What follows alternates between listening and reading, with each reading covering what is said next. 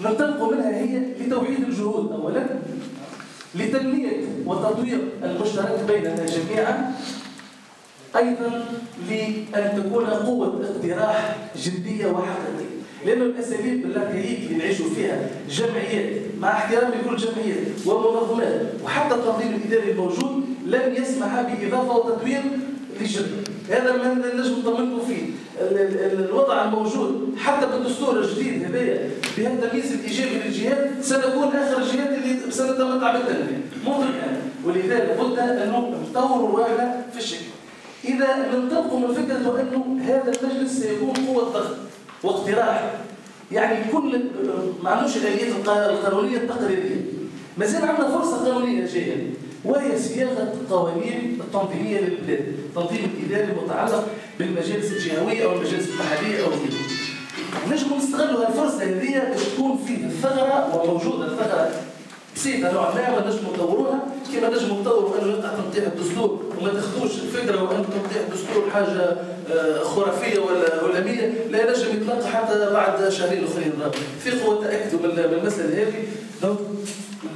المشروع القانوني مازال قائم في قانون اللي باش يتعلق بالتنظيم الإداري للبلاد. نجموا في الفرصة هذه بعمل المجتمع بالمجلس المدني هذايا، بتقديمه لتصورات ورؤى، وبأن يكون قوة اقتراح وقوة للرصد.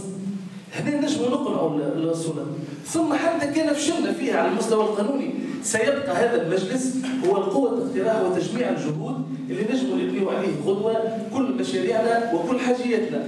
دونك هذا الأساس العام اللي باش يكون فيه النقاش. دونك الوثيقة اليوم اللي باش نقدموها هي باش تاخذ الفرصة كاملة الناس الكل باش تاخذ فرصة لمدة 15 يوم أو 10 أيام أو أسبوع باش يفكر في راحة باله. ستعرض على جمعيات، ستعرض على أحزاب، ستعرض على منظمات. ما حاجة اليوم باش نصارحكم ولا حاجة، ماناش في حاجة اليوم باش كل واحد يتكلم ويقول والله شربة تعاني من كذا والانتهاكات هي. متفقون جميعا في التشخيص ولا اختلاف، ما عندنا بينات حتى واحد بيناتنا اختلاف في التشخيص. كيفاش ننظر؟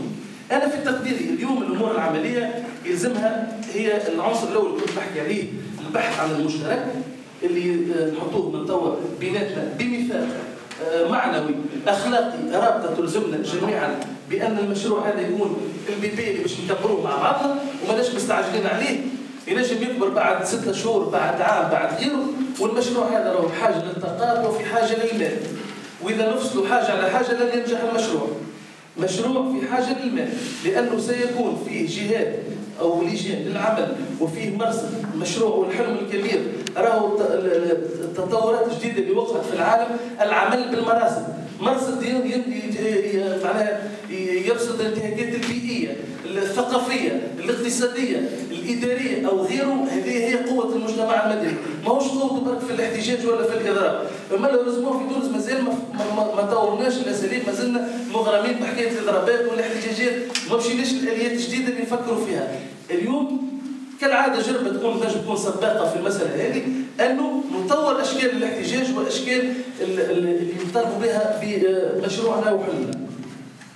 ويتطلب منا خطة عمل، وأنا في تقديري خطة العمل اللي نمروها اليوم تنطلق أساسا باش نحضروا المؤتمر التأسيسي اللي باش يكون انطلاقا من الوثيقة هذه وبالإضافة فيها.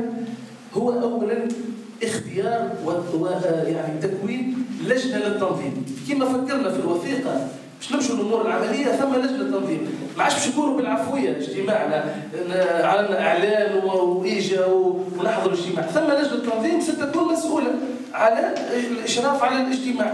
عشان نشوفوا سي كمال أو غيره ناس متطوعة مسايبة خدمتها ومشكور عليه باش تجي وتوزع. ثم لجنة تنظيم، هذا العمل راهو المنظم يقتضي أن تقسم الأدوار. ثم لجنة للدعاية، مشروعنا مازال لازم برشا دعاية في جربة وخارج جربة. أما برشا ناس خاطر نخافوا غدوة، وش نقول لكم نصارحكم غدوة باش يجيني أنا نجم واحد يقرأ لي المشروع هذا. تم يوم الخميس 13 مجافي عقد لقاء جمع ثلة من المنظمات والنشطاء. شكون هالنشطاء وشكون؟ ثقافة التنبير موجودة عندنا، وثقافة حاطين العصا في العجلة وشكون وراهم والمؤامرة شكون؟ ليه يا خويا؟ هذا مشروع الجميع، مشروع سكان جربة، مش الجرابة، سكان جربة، الناس اللي تحب الأرض هذه. دونك العمليه هي في اختيار لجنه دعايه ايضا تتكفل بالاتصال بالجمعيات الكل، بالمنظمات الموجوده الكل، وبالشخصيات الاعتباريه. وفي تقديري اهم حاجه يلزمها تكون رافض هالمشروع في بدايته وتاسيسه هي الشخصيات الاعتباريه، كما سي الحسين مثلا. ولنا العديد من الاشخاص اللي تجمع في البلاد. ما نمشوش للي يفرق، ما نمشيش للون السياسي، ما نمشيش للانتماء الفكري، ما نمشي لحد شيء كان الشيء اللي يلمنا. انا كان نوصلوا نعملوا لجنه فيها 5 أو 6 من الناس شخصيات اعتباريه اللي عندها وزنها، ستكون هي الرابط اللي يلمنا الناس كل. يعني لجنه دعايه ضروريه اختيارها من الناس اللي تحب تخدم مشروع ومستعده للتواصل مع الجميع وتصبر. لجنه للتمويل يلزم ندق البيبان حبوا ولا نكرهوا، ويلزم نجي ونعمل يا كريم نتاع الله عاوني ها مشروعي ما يدفع ما يعطيك الفلوس حتى واحد كان ما يكون مشروع مبني على اسس علميه صحيحه، والوثيقه التاسيسيه هذه نعتبرها قادره باش تلم الناس وتدفع الفلوس. المساله الثالثه واللي انهي بها، ثم مكسب على الاقل وقع اليوم ويلزم من توا نفكروا فيه ونعتبره من اولويات. هذه القاعه نفكر في بصوره رسميه ومعنا الاخوه من بلديه بدون ان تحتضن بصوره قانونيه ورسميه هذا المجلس.